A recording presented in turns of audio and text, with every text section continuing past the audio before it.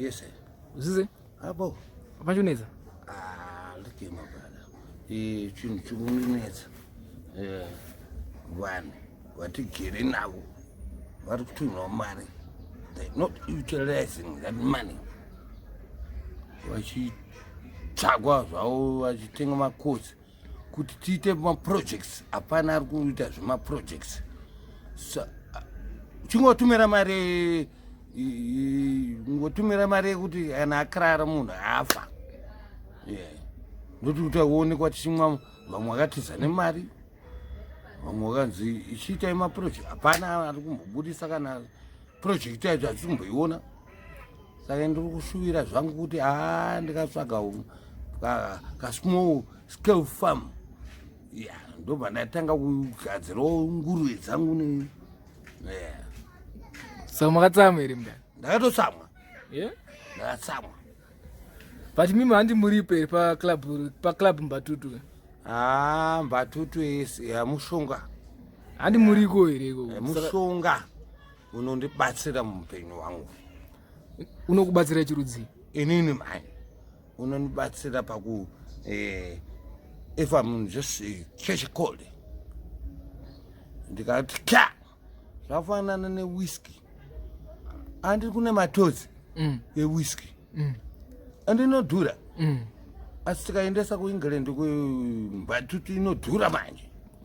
Mbatutu yakapinda England inodhura zvekusvika pamari. Aiwa mutoriro hatibate. Mbatutu ingadhure zvekusvika pamari muengland. Muengland I think about 5 pounds. 5 pounds inenge yakawanda sei?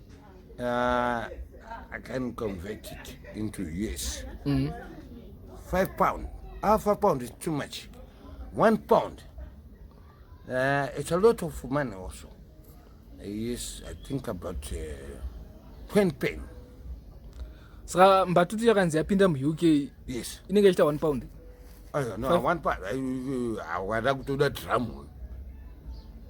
Oda drum. Saka mati inenge ichita mari. And mati 5 pounds. My barrels. My barrels, I think I'm about, I think about 50 barrels in Mbatutu. You're not going to battle my hospitals, I do, Mbatutu. Queengland. Oh, yes. You know, battle chirudzi. That from my veins and what, brain. Vira makumbo kanone BP inogona kupisa zvese cancer inorapa aiporesa mapenzi here. Aiwa mapenzi ndemutoriro ako ikoko mapenzi ekuengland aiwa anodzoka back to normal apo Mbatutu but tikushaya manje kuti isusu manje toda kuti president wedu akambotaura kuti Mbatutu haina kunaka. Tikati aiwa Mbatutu ndio itori right pane mutoriro ndio usingaite. Saka pamberi neMbatutu. Pamberi neZANU-PF. Pasi nemutoriro. Pamberi nechi? ZANU-PF. Nechi futi? neMbatutu. Makaenda. Takaenda. Na president wedu asingaregere kutaura kuti mutoriro hatichada. Asi Mbatutu muida. Inorapa zvinhu zvakawandisa seizvo. Saka Mbatutu ifana kuexportwa kuEngland. Tivopewa license rekuendesa kuEngland. Kuendesa kuEngland. Mushonga unorapa. Zvinhu zvakawandisa chaizvo. Alright. But vanhu vanoabhusa manje. Vasina kudya manje because tine nzara. MuZimbabwe menzara. Hatine nzara isusu paZimbabwe. Apa makuabhusa futi mushonga manje. Tikunyanya kumwa tisina kudya futi. Okay. But mimi kuside kwenyu mimi makazvimirira imi. Hamuiabhusa here? Handiabhuse. Munoima sei? Imi munoima sei? Inini mostly ndikaita chimunya chandasiya nezuro because inofanira kuti breakfast kamakuseni sausage and greens nechi bacon nezai handina kana mazai racho ndakutomirira manheru achimunyanye ndikadya mbechana ndakutosiya nokuti mangwana makuseni ndobva ndaenda kumbatutu. okay saka pakadaro manje health yenyu inenge inonyatsoita po health yangu I think akwakushimbirawo. I can feel fit. boys dzangu uya kuno faster. And other members of club too. Yes, they're coming here. Vauya ka. Saka ndakunzwa kuti mamchinudza chokwadi mamchinyebera. Chokwadi. Mamchinudza saka team rauya. Tanchibeta analytics ka. Ze Mbatutu. Nemndara. Ndara yangaita Hanzi Mbatutu takaendesa kuEngland inonorapa vanhu ikoko. Munobvumirana zvere? Aiwa kuna zvakadaro. Angachitaura ndiani? Mr. Usher. Mbatutu kaenda kuEngland. Aibatsira vanhu here. Inorapa vanhu. Chirwere chainorapa chinonzi chinorapwa neMbatutu. Ausi doctor kai. Inoziva inorapa handiti wati inorapa hypertension. Hypertension ndio chicheti. Unokwenda kuchikoro. Iwe wakaenda tiri kubvunza iwe wakaenda kuchikoro. Alright. Toda kutaura kuti ona ubvira kucancer inorapa. Ubvira kuBP inorapa cancer chiruzi. Plus munhu akaapuruvha izvezvo ndiani? Kuti inorapa kuti tiendeswa kulab. Plus kulab inombobva kupi? Kunzimbe. Mbatutu yane kubvunza nhanji inobva kunzimbe yako umedi zvokugwa etano. Komana. Usaitenge musikazivi mwaenda kuchikoro. Kwete kuti hatisingazive anobva munzimbe. Iwewe unoziva wacho ndiwati kubvunza. Unobva munzimbe. Mbatutu inobva munzimbe. Pakuita se? Andipanosvinwa nzimbe. Hadzi futi yakaenda kuEngland ka. Hadzi inenge yakudhura. Inenge yakutengeswa kana ne5 pounds zvichikwira. Inenge yaenda kuEngland ichibva kupi? Warati mira inenge yabva kupi? PaZimbabwe. Zimbabwe inogadzira Mbatutu papi?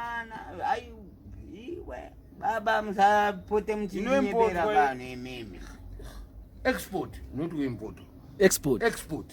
Ndati iyo inoimportwa zvetu yozo exportwa. Importwa nani? Chinonzi Mbatutu chiko. Concentrate kai. I concentrate. What is it? Look. Anditokambopika doi. Baba mireni bokutaurirai muchidimbu atidurebesa nyaya. Unoziva kuti Mbatutu ichi inobva pachii Mbatutu? Kana kuti ichi ethanol inobva munzimbe. Munzimbe ka? Munzimbe. Saka nzimbe dzinobva kupi? Kuchiredzi. Saka iwe unoti uyo mwachiti inobva kupi? Saka iwe unoti inoimportewa from uyo amene ndiye ari kutaura. Uyada tiende kuEngland. Kunza kwenyika.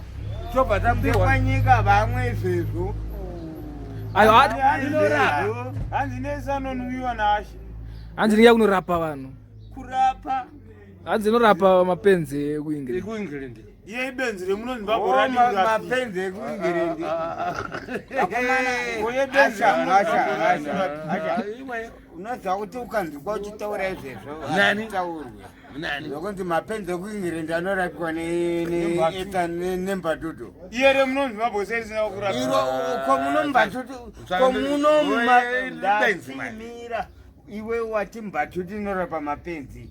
Komuno mune mapenzi mangani? Why vachitadza kurapiwa neMbatutu iyeyi? Hanzi muno muchinoita kuti vasarapwa hanzi vanenge vane nzare.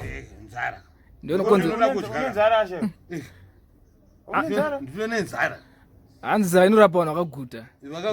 Wakazoenda kupi vakaguta. Kose mapirisi ese mira.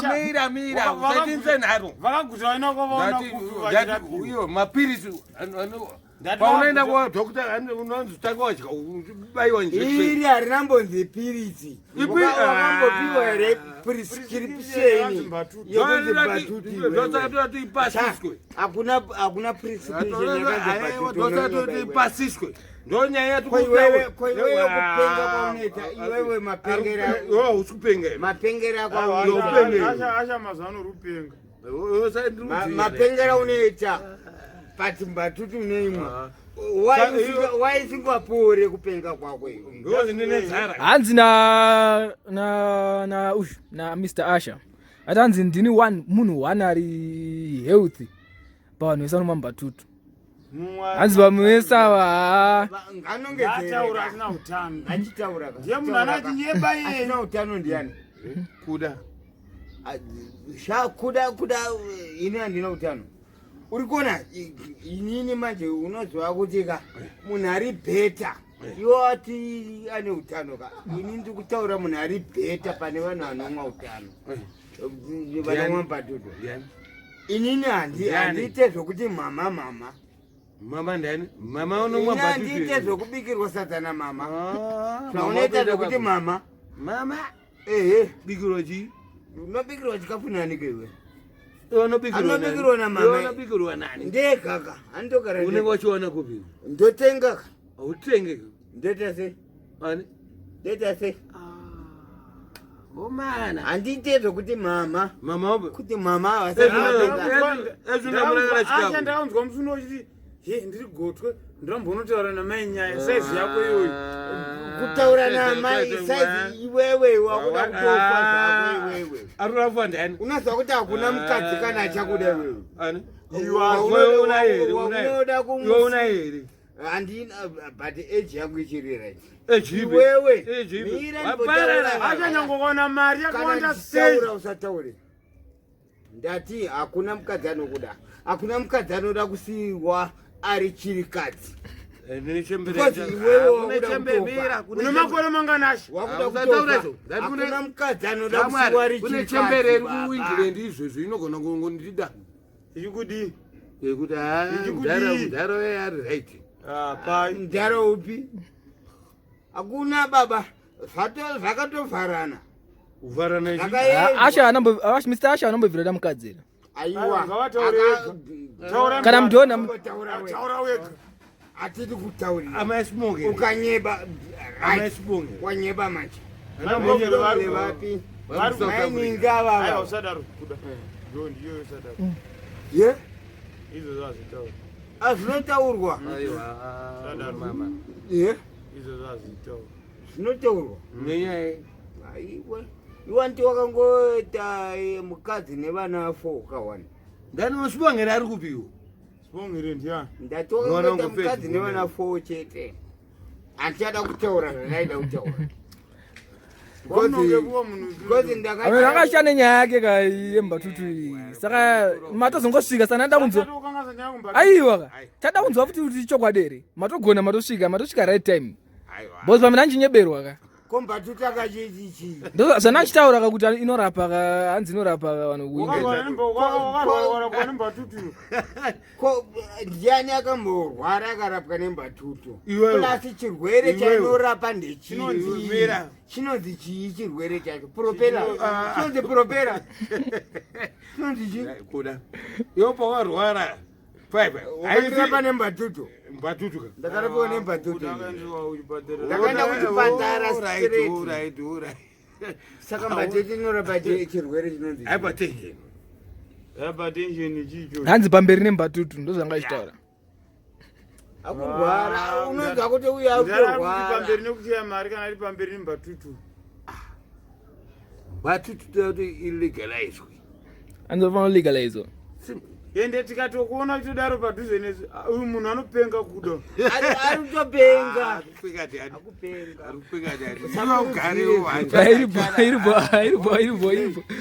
iripo